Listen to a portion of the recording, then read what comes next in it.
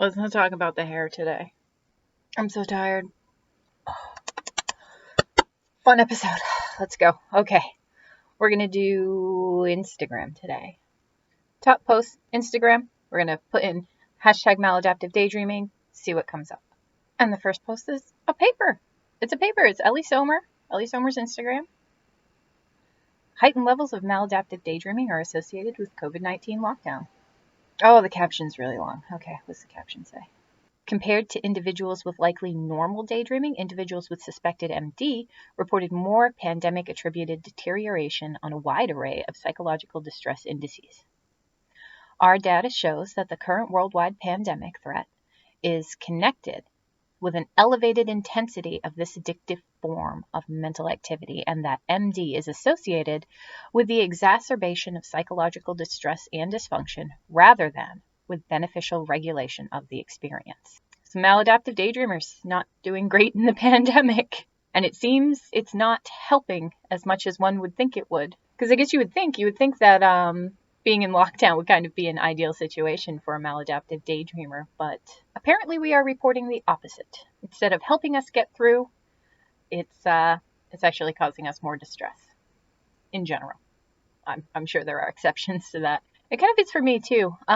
Not the daydreaming itself, but the inability to daydream. When we went into lockdown, my son was home for remote schooling, and my husband was working from home, where I would usually have the day in the house to myself.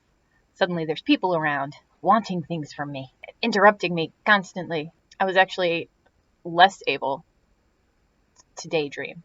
And even though I've made significant progress on my maladaptive daydreaming, over the past couple of years that I've been working on it, that was a big adjustment, and I still went through the withdrawal. It's just the entirety of 2020 was just anger. It was just anger and irritation. I have to assume that happened to a lot of other people as well. I wonder what happened to the people who got stuck in lockdown alone, though. If you're a maladaptive daydreamer who got stuck in lockdown alone, let me know what happened. Are you an exception to this, or did things get worse for you? Even though MDD disorder, I've never seen MDD disorder before. I've seen MD written as MDD, but that last D is disorder. So it's just funny that they have the D and then the word disorder as well. Even though MDD disorder is recently being recognized, I feel like it isn't explained well enough, but rather taken as a joke. People think it's just daydreaming for long periods of time, as if we're trying to classify everyone as insane. They do not realize that MDD is more than just daydreaming and having imaginary friends. They don't realize that MDD can lead to other possible illnesses and cause change in your physical behavior. If we want to make MDD known, let's please reveal our truth. Take tests if you need to. Submit reports. Educate your doctors and therapists about the risks of MDD. Educate the world. I'm tired of this being taken as a joke or being seen as normal. It's not normal when both your worlds intertwine. There is some pushback to MD in the vein of, why do we have to pathologize everything? Now we're calling daydreaming a disorder? Come on. And they bring up the point too that people think it's just excessive daydreaming. Like if somebody is a daydreamer, if they do it more than the average, that suddenly means it's a disorder. But MD isn't about the time. There's no magic number at which you have maladaptive daydreaming. Yes, maladaptive daydreamers do tend to daydream a lot more than normal people, but it's the quality of the time that is the true indicator. It is not just daydreaming a lot. It is what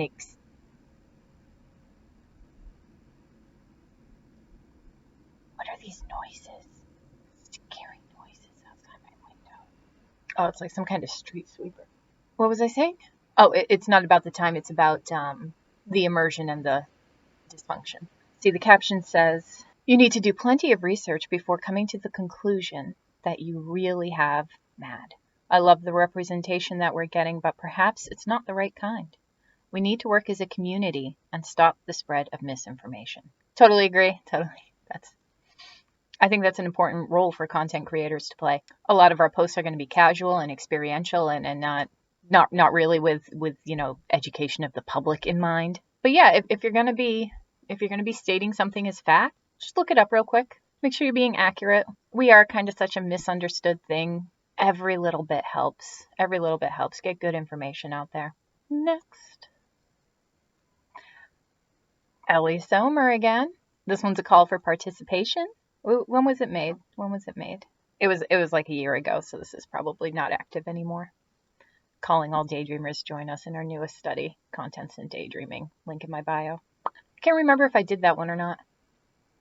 Probably. I do everything I'm eligible for. This is great. This is the 2 of the 3 top posts on Instagram are by a researcher about research. Good job, Instagram. Oh, a meme. Me trying to find ways to connect my favorite song lyrics to whatever characters I'm currently obsessed with. The caption is, I'm in this picture and I don't like it. I'm in this picture and I love it. You ever do that thing where you change the song lyrics, you change the name to like the name of one of your characters or something, or the city or the eye color, whatever little details are mentioned in the song, you just kind of mentally sing it as something else. Guilty. Moving on. Some art, original art. I think it may be posting on my Dead Mad account for once. I got a couple of those too. More art. Caption. Maladaptive daydreaming people spend almost 60% of their waking hour in imaginary worlds of their own creation, but without losing the real world. A lot of people suffering from this maladaptive, it's become an addiction, which person have no self-control. You can daydream all you want, but love, success, and friends don't just come out of daydreams. It's time to stop that. You should live every moment in your life. Be really alive also. You have to stop comparing and accept yourself for who you are. That's make absolutely no sense. Going deep into your thoughts, talking to yourself, laughing for nothing, being somewhere else. It needs to stop. The 60% is something they got from an actual paper. Accurate. Although, like I said, no magic number. It's become an addiction. Totally in line with the current research. Accurate. Then we get into opinion territory. Love, success, friends don't come from daydreams. However you define those things, we are social creatures. Street sweeper's back. Unbelievable. He's just sitting there.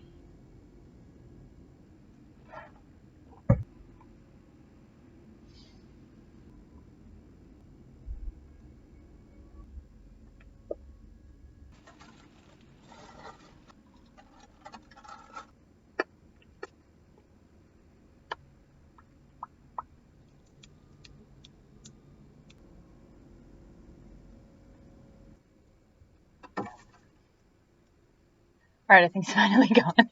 What was I saying? I don't know. I'm totally lost. Daydreaming is really enjoyable. It's fulfilling, or at least it feels fulfilling in the moment.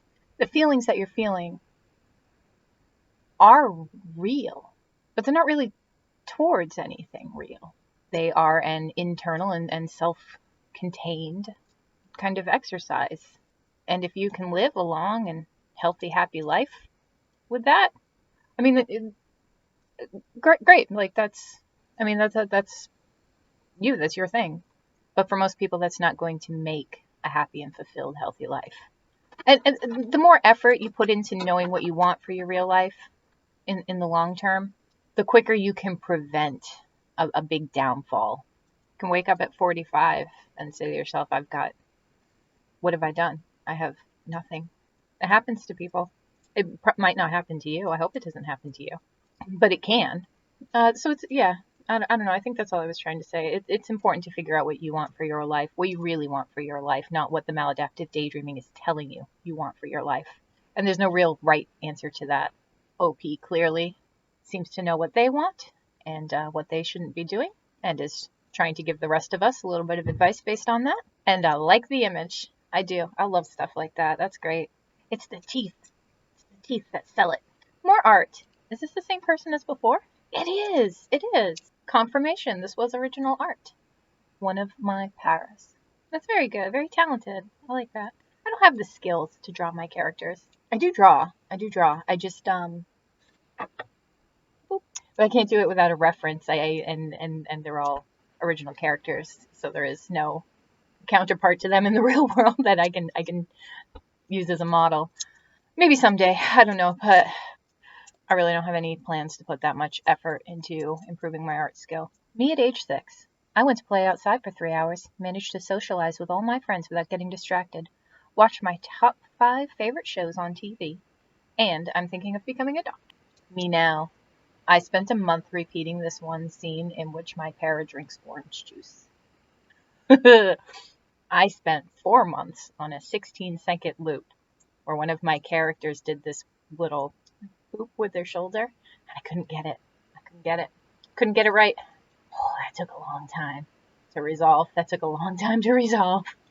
It was so, oh God, loops are the worst. They're so bad. It reminds me of that other one we just saw. The other one we just saw. Everything's all fun and games, until it's not. This one's like a slideshow. It's like a slideshow. Major symptoms of MAD. Caution, maladaptive daydreaming is not officially recognized as a disorder, so the diagnosis is also unofficial. It is best to talk to professionals if you recognize yourself in the symptoms. Absolutely, talk to a professional if you have the option. Maladaptive daydreaming, abbreviated MD or MAD, although it has likely existed forever, is a recently discovered disorder still within the early stages of research and is not yet listed in the DSM. Therefore, cannot yet be clinically diagnosed. It may be a symptom of a disorder, such as ADHD or OCD, or it may be a disorder of its own. Here is the proposed diagnostic criteria for maladaptive daydreaming disorder. A few major symptoms include. Okay, so they got all this from the diagnostic criteria. Let's see what we got. Absorption, an experience of intense immersion into the daydream to the point that they can become oblivious to the actual physical world around them for a time, and their bodies may respond to events within the daydream as if they were really happening. An adrenaline rush or emotional response such as crying. Yep, absorption or immersion. Non-negotiable criteria of the diagnosis of MD. MDers fall into trance-like states where they feel almost as if they can truly see, hear, feel the sensation within their daydream, though they are still able to distinguish fantasy from reality. They may act out their daydreams with facial expressions, hand gestures, speaking out loud, whispering, or mouthing the words they imagine themselves saying. I think that's just expanding on the absorption thing. Although the sympathetic movements that they mentioned there are not actually on the diagnostic criteria. The repetitive ones are, but the sympathetic ones are not. Emotional attachment. MDers may become extremely emotionally attached to the places, people within their daydreams, genuinely falling in love with their imagined lovers, to the point that many MDers express a sense of betrayal of taking up a romantic relationship in the physical world. They feel a need to return to their worlds in order to fulfill the responsibilities that come with having friends and family, checking on them and taking care of them and spending time with them. Not part of the diagnostic criteria. I think they are trying to expand more on the immersion or absorptive aspect. They got a little weirdly specific there, and emotional properties are very common, but they're not specifically outlined in the diagnostic criteria. The only place that they come up is in the first criteria. The first criteria is, and I'll read it to you verbatim. While daydreaming experiences an intense sense of absorption, immersion, that's what they're talking about, that includes visual, auditory, or affective properties, and that's affect with an A, emotional. So it's not an and, it's an or. That's the only place emotion is mentioned. Next symptom they mention, withdrawal. MDers report experiencing withdrawal symptoms if not able to daydream for an extended period of time. Here, meaning a day or two. They become distressed, irritated, and aggravated if prevented from daydreaming. They may deliberately distance themselves from friends and family and shirk responsibilities of school or work in order to save time to daydream. Is in the diagnostic criteria. Again, though, not really like is presented. This is kind of number 6 and 7 of the symptom domain, and it is get annoyed when your daydreaming is curbed or you are unable to find the time to daydream. And then there's another one that you would rather daydream than engage in chores and social obligations and responsibilities. So yeah, that's in there. Here, meaning a day or two is way more specific than they need to get, and not anything that is mentioned in the actual criteria. And then the rest of it is just sort of expanding on what they mean. Okay, enhancement. Daydreaming often enhanced by repetitive movements, pacing, rocking, swaying, swinging, and listening to music. Check and check, both there. Failure to quite. I believe that's a typo, failure to quit. MDers have repeatedly attempted to quit their daydream habits and repeatedly failed. Maladaptive daydreaming is an addiction and it is difficult to combat. Yep, that is in the symptom domain. Significant levels of distress and dysfunction. Maladaptive daydreaming interrupts and impedes the necessities of a lifestyle, including, yes, distress and or dysfunction must be present in order for it to be considered maladaptive daydreaming. That's there. Oh, and that's the last slide. Sorry, I thought there was going to be more. There are a couple in the symptom domain they didn't mention, and they did not mention the exclusion criteria. The exclusion criteria are another disorder that better explains your daydreaming, or drugs or medication or anything like that. Furthermore, they did do a pretty accurate job of representing the symptom domain that is in the diagnostic criteria. Some oddly specific examples, but that's fine. The thing to note, though, is you only need 2 of them. I have a video on this. I believe it's called the official list. So if you want a more in-depth breakdown of the symptom domain, that video is dedicated to these 8 symptoms. There are 3 criteria that you need to hit for a diagnosis of MD. A persistent and recurrent fantasy activity that is absorptive.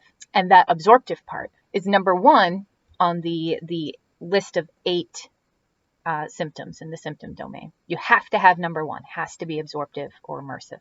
Of the following 7, which most of which were listed in this post, you only need 1 additional symptom. Only one. This is not a checklist, people. It's not a checklist.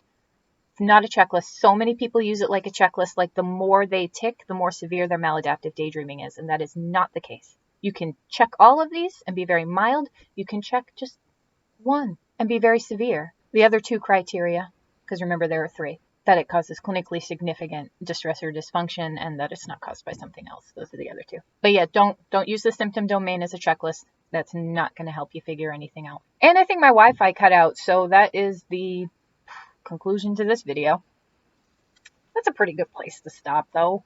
And yeah, that's Instagram. Top posts on Instagram. More informative than I was expecting. I'm so happy to see a call for participation in like the top 3 posts on Instagram. That's amazing. You guys spread those far and wide. A call for participation. I don't want anybody ever who wants to research maladaptive daydreaming to have to scrape and beg for research participants. No. If you're a researcher, hit me up. I will find you participants. I'll find you more participants than you can handle. You'll have to be turning them away. That's going to happen. Okay. I'll see you guys in the next video.